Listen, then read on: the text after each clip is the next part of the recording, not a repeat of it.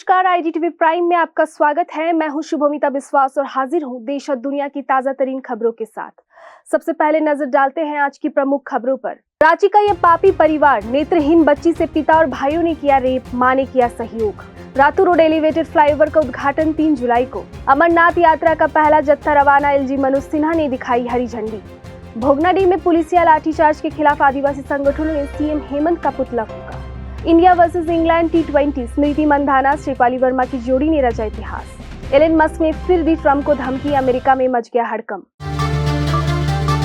अब खबर विस्तार से। रांची के बरियातू से एक दिल दहला देने वाली खबर सामने आई है। इंसानों की दुनिया में माँ, पिता, भाई जैसे खून के जिन रिश्तों को सबसे ज्यादा पवित्र माना जाता है, अगर उन्हीं रिश्तों का घर की 4 दीवारी के भीतर खून कर दिया जाए तो क्या कहा जाए। झारखंड की राजधानी रांची में खून के रिश्तों को कलंकित और दिल को दहला देने वाली ऐसी ही वारदात सामने आई। शहर के बरियातू इलाके में एक नेत्रहीन नाबालिग अपने ही घर में दरिंदगी और बर्बरता की शिकार हुई। दरिंदगी भी कोई गैर नहीं, लड़की के पिता और 2 सगे भाई हैं। तीनों मिलकर लाचार लड़की से 3 साल तक दुष्कर्म करते रहे। हैरानी की बात तो ये है कि लड़की की मां भी उनके जुर्म में भागीदारी बनी रही। वाकया सामने आने के बाद रांची के बरियातू थाना पुलिस ने पीड़िता के पिता, एक भाई और मां को गिरफ्तार कर लिया। दूसरा भाई फरार है, जिसके गिरफ्तारी के लिए पुलिस छापेमारी कर रही है। रांची वासियों के लिए राहत की खबर है। रातू रोड एलिवेटेड फ्लाईओवर का उद्घाटन 3 जुलाई 2025 को होगा। इसका उद्घाटन केंद्रीय परिवहन मंत्री नितिन गडकरी करेंगे। उद्घाटन को लेकर तैयारियां अंतिम चरण में है। रांची के उपायुक्त मंजुनाथ भजंत्री ने इसकी समीक्षा करते हुए संबंधित विभागों को जरूरी दिशा निर्देश दिए हैं। DC ने समारोह के दौरान आम लोगों के लिए सारी सुविधाएं मसलन पेयजल, कुर्सी, शामियाना का इंतजाम करने को कहा है। बता दें कि ये करीब 4.25 किमी लंबा फ्लाईओवर नागा बाबा खटाल के निकट से शुरू होकर पंडरा तक जा रहा है। इसके शुरू होने से रातू रोड में यात्रा करने वाले लोगों को जाम से मुक्ति मिल जाएगी। भोगनाडीह में हूल दिवस के दिन हुई झड़प एवं पुलिसिया लाठीचार्ज से नाराज आदिवासी संगठनों ने मुख्यमंत्री हेमंत सोरेन का पुतला दहन किया। रांची के अल्बर्ट एक्का चौक पर पुतला दहन के दौरान आदिवासी नेता काफी गुस्से में दिखे। उन्होंने कहा कि पहले तो आजादी की लड़ाई में उनका खून बहा, अब हेमंत सरकार उनका खून बहा रही है।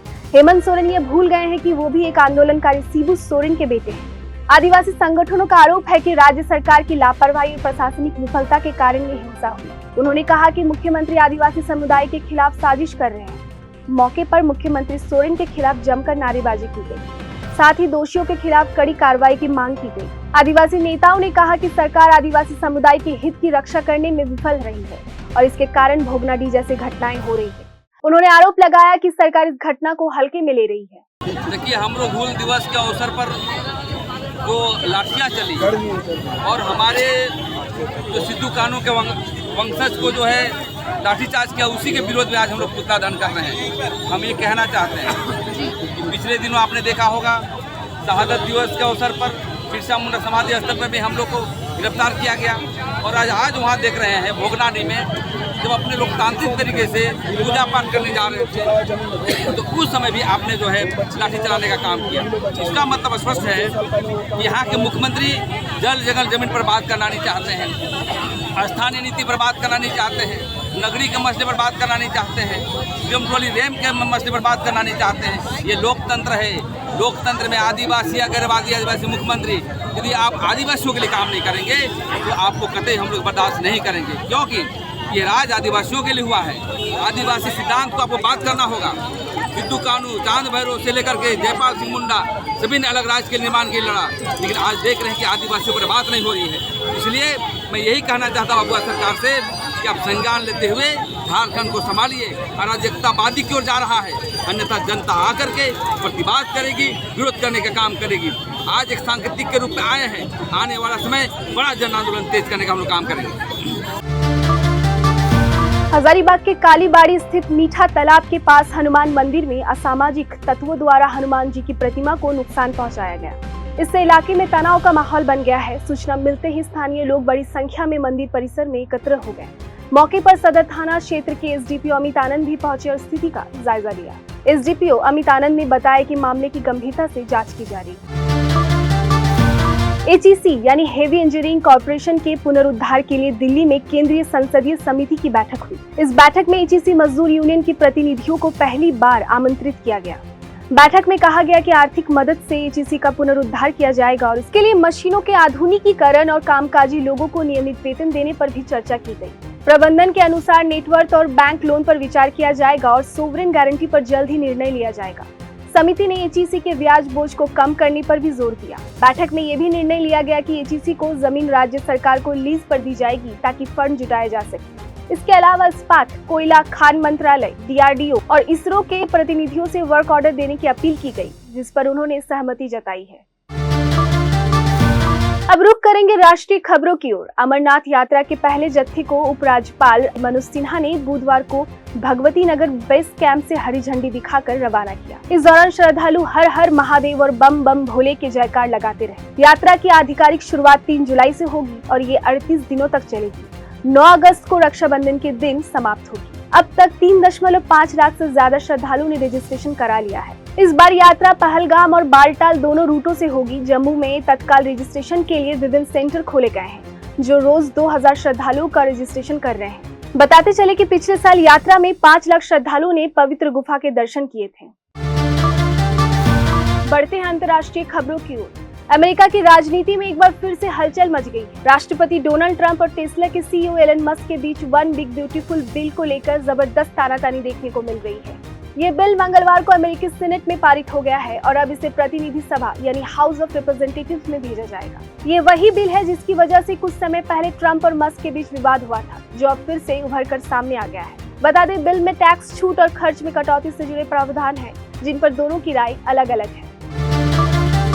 खेल जगत की बात करें तो क्रिकेट प्रेमियों के लिए गर्व की बात है।